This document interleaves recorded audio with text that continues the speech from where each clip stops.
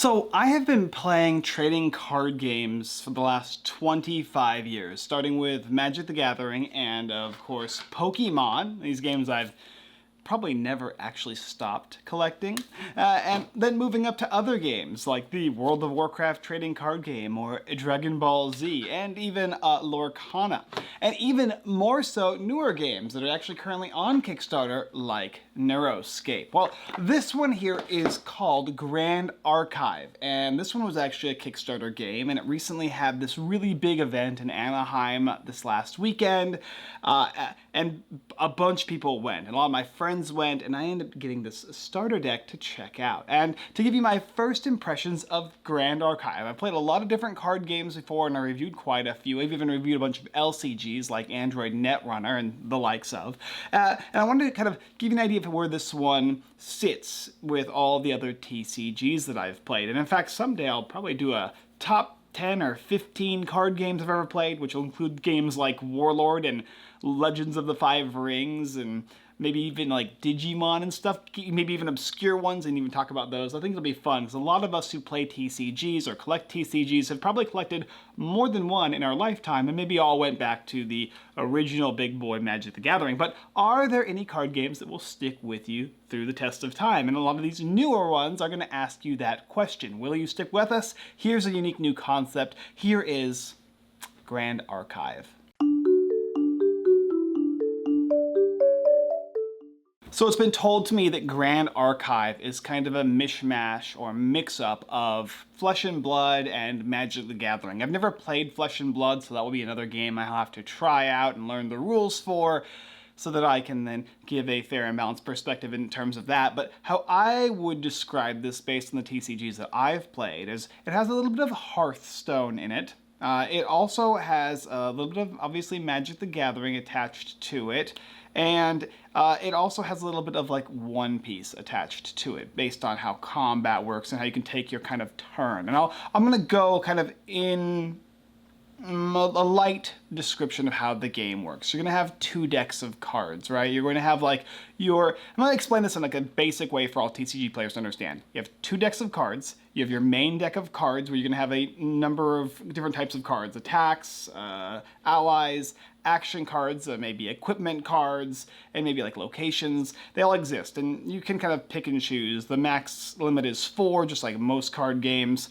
And then you have your smaller deck that is actually going to be comprised of different types of cards that have a different type of cost. It's always in the same top left-hand corner, but the way in which you pay for these cards is different, which we'll get into. And you'll pick these 12, but one of them must always be a spirit. The spirit is like your starting champion or character that's always going to go on the field on your first turn. And typically speaking, you'll choose a unique champion to go with your spirit that will provide you with a unique card type after you've leveled it up enough, as well as a way to play your deck. This is the end-all be-all of what makes this game so special, and that is that each champion that you play has a distinctive, I would even say, minigame or niche or gimmick as to how you play Grand Archive. And I have Seal Loyal Valet here, and I have him up to level 3. And you can decide how high you want your champion to go, but typically it's level 3, and typically you're going to level it up from Seal 1 to Seal 2 to Seal 3, or Bill 1, 2, and 3, or Bob 1, 2, and 3. And then each of the cards in this little side deck here are going to basically be like cards that inherently help build based on the deck that you're playing with, or maybe even sideboarded cards like an Ashnod's Altar, or like a way to remove a graveyard or something like that that kind of can hinder your opponents. You can kind of build your side deck how you want, whether it be to help your deck or protect yourself against what your opponents are attempting to do. And in this basic deck, most of them, I'm guessing the precons, these are just things that are going to facilitate your deck to do what it's trying to do here. Usually, specifically speaking, too, you're going to get tokens that you'll be using in the game, and you'll add this to this deck. This deck is open. You can look through it whenever you want, and you can pull cards from it during your turn when you're allowed to do so. And if you need tokens, I would just suggest putting it all in here in one singular deck off to the side. And this character here has Servile Possessions. This one is a card that will come out when you play Seal, and it's kind of a reminder card or a text card. So that's basically the game. You have a 12 card sideboard that is your memory deck, and then over here you've got your 60 card main deck. So let's talk about the state of play and the way in which you're going to take your turns in the game. I'll shuffle all this up and show you the basic look.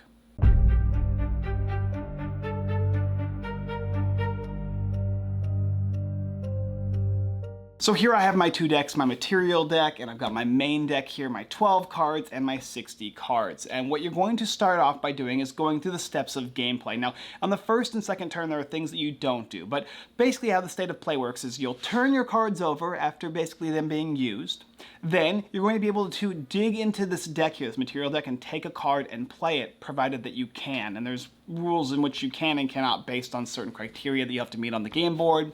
Then you're going to return any cards that are in like your mana pool or your dawn pool or your resources pool. In this case, it's called memory, and you'll take it back into your hand. Then you're going to draw a card, and you're going to start your main phase. And your main phase will be the rest of your turn. That will be involving you attacking with individual creatures one at a time, playing action cards, playing ally cards, and rinsing and repeating until you basically can't do it anymore or you don't want to do anymore, in which case you'll go to your end phase. Anything that's in the end phase will trigger, and you'll pass your turn. The first turn of a game, however, for Grand Archive, you're not going to turn your cards over, the untap phase, the wake up step. You're not going to materialize, aka taking any specific card you want from the material deck, and you're not going to recollect, pulling cards back, or draw. So no drawing on your first turn. On your second turn, you won't do any of this stuff, but you will actually draw. So you won't do the untap, materialize, return, but you will draw, and you will take your main phase and end step, and you'll do that in the first turn as well. So how it works is you're first always going to take your spirit and place that on the game field. That's how you begin every game. If you don't have your spirit on the game board, you can't be attacked. So on the second turn, you can't be attacked because you have nothing on the field. All you have is your material deck and your main deck. So I've got my spirit on the board now as the first player, and I'm going to read what it says. It says, on enter, draw 7 cards. So you'll take 7 cards from your main deck and put them into your hand. Now, the first thing about Grand Archive that struck me as interesting is that your spirits are what determine how your starting hand. Some of them might be to draw 6 and scry 6, or scry 6 and draw 6, and you control your hand but have less cards in it, or draw more cards but have less power or control over your hand. And so each of these spirits not only has an element that will define the cards that are going to go into your deck, like a game of Commander in Magic or One Piece, the character, your like champion's colors will kind of determine what cards you can play. But also, when it enters, this is your hand size, which is fairly new to me. I don't know if it's in Flesh and Blood or not, I'm sure you'll tell me, but as far as I'm aware, for me, this is very new. And it also has an HP. In a lot of games, you'll have a number of HP, and like One Piece, I would say your character has a number of thousands of HP, as opposed to like Yu-Gi-Oh! And Magic, where you have a set life pool. Your objective in this game is to reduce your opponent's champion, whether they be a spirit or a character, to 0. And the way you do that is by increasing the numbers. So your character has 15 HP. Whenever you do a damage to my character here, it's going to go up by 1. So I'll take 1 damage, I'll go to 1, 2, 3, 4. And the reason is because as you upgrade this character, its HP will upgrade as well. So it might start at 15 and go to 20, and then go to 25 and go to 30. So you're still taking damage, it's just in the upward motion. So I've got my 7 cards here now in my hand. I have my spirit on the field, so I'm just going to go directly into my main phase. And on your main phase, you're basically going to be able to play cards from your hand. And the way you do that is any of these cards in your hand can go into your memory. They can be used as lands or dawn or whatever your preferred resource type is. If your game even has a resource type, you'll just take these cards and play them down. Typically, I play cards that are a little too expensive that you normally couldn't play anyway. And then when you do that, I got my 3 here, my 3 memory. You can then play out your creature, or in this case, my ally, Human Guardian. They might get bonuses to their class or effects, and you'll have to look at each card individually. Some will be like, oh, if your champion is this type of thing, you'll get this type of thing for it. But the general idea for these creatures is they have a type, which means you can only play that creature type if your champion has the following type. The cost is in the top left-hand corner. If it's yellow, you have to play cards down just like I did. If it's blue, we'll talk about that. Then you have your creature type. It's attack and defense, similar to Magic the Gathering and Hearthstone. but damage does not carry over from turn to turn.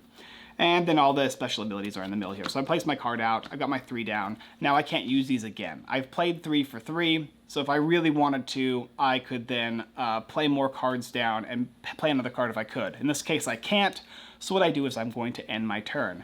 And the next player is going to get a chance to go. And they're going to do the exact same thing I did on my turn, but they are going to be able to draw a card, and that's the difference. Now, normally when you play out a creature or an ability or anything, you can do that instantly. But on the first turn, you can't because you have no opponent. So on the second turn, once they have played all their things out, now you have that opportunity to do so. You can now swing at them because they actually have a spirit or a champion in which you can attack.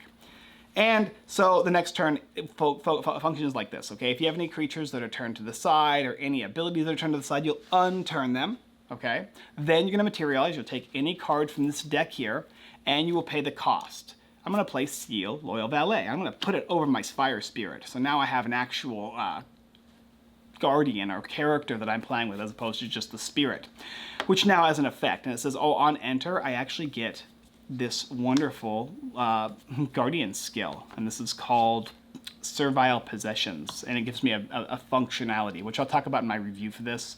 But I've got something that now functions with the deck.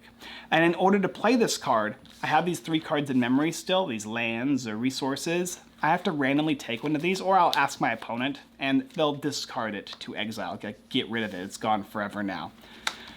Then, after I've materialized, in general, you can, in this turn, I could have materialized anything, but I'm choosing my champion, and in most cases you will. But you'll have an option to get rid of anything. If it has a 0 cost, you can just play it for free. If it costs 1, 2, or 3, that'll be how many cards you get rid of from your memory.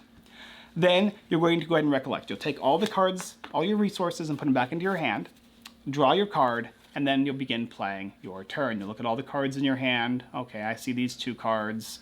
I'll play this one here. I'll put 2 cards down, and I'll play this Shieldmate. And then I can attack. I can swing in at my opponent's champion. If I have like a weapon or whatever, I can also use Seal to attack. I can play quick play effects. I can play protection effects, just like any other card game you've seen. And that's basically how the game goes. Once you can reduce your opponent's champion's health to 0, then you're going to be the winner of the game Grand Archive. Okay, I've discussed enough about how to play the game. There's a lot of unique things about it, which I'll kind of cover a bit as the ones I find interesting in the review. But if you're interested in this game, obviously there's a bunch of great places and resources online that you can check it out. Or just go on ChatGPT. They'll give you a rundown too. So I want to talk about some unique qualities about this game. And the first thing is combat, right? It plays like Magic the Gathering in a lot of ways, but it also plays kind of like Hearthstone. If you play a weapon, the weapon has durability, and you can use your champion to attack with that weapon. But he normally cannot attack in general. Champions can only attack if you have an attack card that you play, in which case that champion will be able to attack, or a weapon equipped to him, in which case you can attack. But weapons are only equipped to this guy here, and if they have no durability and they run out of it, like every time they attack they lose a durability, that weapon is going to be removed when it has 0 durability. And the allies or creatures or monsters, they are going to attack basically in this game. They'll turn over sideways, or you can turn them sideways to use abilities, and you can actually choose what you want to attack, whether it be an opponent's ally or their champion. You can choose to do so. There are certain characters who will have special abilities like Taunt or Intercept, much like the game Hearthstone, that can block other players, other allies. So if you're coming at my Seal, I can bring my Stalwart Shieldmate to block. However, in this game, what's also interesting is blocking doesn't actually mean you're going to do damage. So if I take 2 damage to my Stalwart Shieldmate, I would do 0 damage to my opponent if I block them. Now she has 0 attack, but we'll pretend like she has 1. The only way I can actually retaliate and do damage back is if I turned her to the side, which means that she can't block again. So you have kind of the option to block one thing, and if she survives, I can then choose to block another thing. Or I can turn her to the side, deal her respective damage to the aggressor, and then she no longer can block for the rest of the turn. Creatures without Intercept or Taunt cannot block other creatures. They will simply be attacked or ignored, and instead the champion will be attacked. And when champions take damage, they cannot defend themselves typically speaking. They just take the damage, and that will be damage done to your HP or your life points or to the character's life points, however you think of this in terms of the type of game that you play. And so that's how combat works. Otherwise, it works like Magic the Gathering. Damage stays up until the end of the phase, in which case damage is cleared. The only damage that sticks around forever is obviously damage done to your champion, which is basically how you win the game. The other interesting thing about this game is how you use your cards for memory. These are basically like, I think of in Magic the Gathering terms, you're taking these cards and you can just play them face down as lands. They don't tap upon entering, they're just stating like, I'm using these 3 to play this 3-cost card, and hopefully on next turn I'll get these 3 cards back. Unless I want to use the other cost, allowing me to play cards like Seal Level 2, which will then cost a memory of 2, which I'll have to get rid of 2 of these cards to my exile, which means now I'm only going to get 3 cards back into my hand because I lost those other 2. So you're basically trading away hand advantage to use cards from your memory, which is why you'll see a lot of memory cards have 0 cost. So you can just play the card for free and not lose out on any memory, so that way when you recollect, you'll get all these cards back. So there's that type of mitigation. There's a 2-deck aspect, and of course you'll be building from 2 different decks. There's no real resource worries in the game. You're not worried about running out of being able to draw resources or having enough 4-star creatures to sacrifice or having enough swamps to play when you only have red cards or red mountains in play and you have black cards in hand. This is all about like controlling the cards in your hand and playing the ones out. The only kind of risk you're gonna have is, do I have enough memory out to play the cards from my memory deck? Or do I have enough cards in hand that I want to commit to memory to play my bigger cards in hand? And so that is how you're gonna have to, like, risk assessment or mitigation, right? The other cool thing about this game is obviously the champion. The champion is like its own mini game. So I'll talk about Seal for a second. Seal is a character that is going to allow you to create omens. And basically on your end phase, the end of your turn, you can get rid of a card from your graveyard or your hand and put an omen counter on it. So if I'm like, okay, these cards are in my graveyard, it's the end of my turn, I don't obviously want to get rid of cards in my hand unless I absolutely have to, I'll take this Virgil Rampart, I'll place an omen counter on it, and now I've got a 4-cost omen associated with Seal. Well, what do omens do? Well, nothing right now. But as you utilize your special abilities or cards in your deck, it'll do things like whenever you have a number of omens, 1 or 2, your champion will get +1 attack, or +2, or +3 and draw a card when it attacks. Or there's a variety of cards in your deck. Like for instance, if you have 5 or more omens, you can put Sinister Stab on the bottom of the champion, of your opponent's champion as opposed to your own. And there's curses associated with Seal that as you play them to gain advantages, you'll take disadvantages. But when you have a number of omens, you can turn those disadvantages into advantages. And so you're basically exiling cards from your graveyard and from your hand to give yourself a number of omens to make your deck more powerful as you power up Seal with weapons and attack cards and protect him with things like Torch Marshals and Stalwarts Shield Maidens as you start to do damage, heavy damage to your opponent, allowing yourself to be cursed in the process as gaining these wonderful little omen cards. The other deck I've like really looked into is this deck that involves the wind, and your character when it comes out gives you a wind that goes north, east, south, and west, and at the end of your turn you can rotate the wind, and based on where the wind is will determine what cards you can play in your deck and how strong they will be. And did the wind go from north to south by the end of your turn? If so, you get to draw a card. And so you're manipulating this one wind card, as opposed to my card, which gives me more power as I get more omens out. The other player, the other card, is basically attempting to change the wind's direction to your benefit and combo off turning the wind and maneuvering the wind. And each of these unique champions do something different like that, have their own kind of functional minigame. And of course, additionally, things like when you get to that level 3 champion, you're going to activate a new type of card you can use. And in this case, it's Umbra. So my deck is a fire deck, which means I can use fire cards and normal cards. And when I upgrade to my 3rd level of this champion, now I can use Umbra cards, which are actually in the deck. And so if you have these cards out early, they're not useful. You're going to be using them to be committed to memory up until your champion gets high enough in level, in which case now you can utilize them. And your champions, as they get bigger and better, they start doing more things, like Seal. He's able to gain omens at the end of your turn, right? And you also gain this special ability that as you have a number of omens, you'll get stronger. Then the next thing he's going to do is when he enters, for every omen you have, you discard a card from your hand or from your memory to draw a new card and put it into your memory. And additionally, you can activate one of your omens and activate the ability only if you have 6 or more. So cards that are here are now going to be usable to you, so you can activate them when they were normally in your graveyard or your hand previously. And then at his big boy level, whenever an omen is put onto your, whenever an omen counter is put on a card in your banishment, so whenever you're like, bam, I'm gonna put another card here, you actually do 2 unpreventable damage to your opponent. And all of these abilities I talked about, as long as they have an inherited effect, they'll stay with your champion throughout the entire game. So you get access to all the previous cards that you played. Really, really cool. I love the concept of champions functioning differently, kind of creating its own feel to the deck, and then you being able to customize it. You don't want to play fire in your deck anymore? Take away the fire spirit, add a water spirit, or a wind spirit, and now you have a completely different deck with unique additional sideboarded cards. Don't like the weapons that you're running in either your memory deck or your main deck? Then you can switch those around as well. Make it all about weapons and all about omens. It's really up to you as to how you want to craft this. And the crafting potential is similar to that of Magic the Gathering. The game style is a mix and mashup of a bunch of different games, and it just feels fun to play. Now, I've not played a whole lot of Grand Archive. I've only played this like 3 or 4 times, and only with 2 basic decks, and seeing how they kind of go back and forth with each other. But this has got me really enamored. The beautiful art style, it's basically anime art style. The card quality is beautiful. I love the backing of the card. The design is easy to read, easy to understand.